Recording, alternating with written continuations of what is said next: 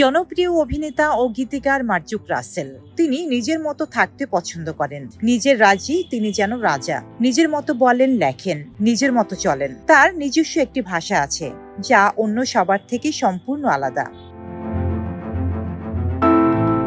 তার সমসাময়িক সকলে বিয়ে করলেও এখনো তিনি ব্যাচেলর। সম্প্রতি গণমাধ্যমের সঙ্গে নানা বিষয়ে কথা বলেন অভিনেতা। সে সময় বিয়ে নিয়ে মুখ খুলেন তিনি। জেরিন নামের এক তরুণীর সঙ্গে মার্জুকের প্রেম ছিল। এরপর সে তরুণী বিয়ে করে সংসারী হলেও বিয়ে করেননি মার্জুক। এই প্রেমই কি মার্জুককে সংসার বিভাগী করেছে?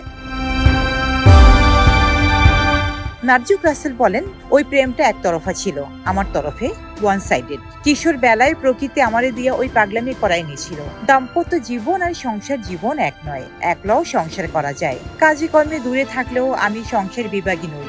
নানু, মা, বোন, ভাইদের নিয়েই আমাদের সংসার। দাম্পত্যে জড়াইতে প্রথমে চেষ্টা করেছি 1996 সালে। ম্যাচ হয়নি। ম্যাচ না করলে সামাজিক আইন মান্য জোর কইরা ম্যাচ করাইয়া আজীবন বা বিচ্ছেদের পূর্বাপার ক্যাচ ঘ্যাচ কইরা যাওয়ায় আমি আগ্রহী নই। ইংরেজি ম্যাচ মেকিং শব্দ বন্ধটা এই ক্ষেত্রে স্মরণীয়। ম্যাচ করে না। সম্প্রতি মুক্তি পেয়েছে নির্মাতা মোস্তফা সরোয়ার ফারুকী পরিচালিত 840। এই ছবিটির একটি গুরুত্বপূর্ণ চরিত্রে অভিনয় করেছেন মার্জুক রাসেল।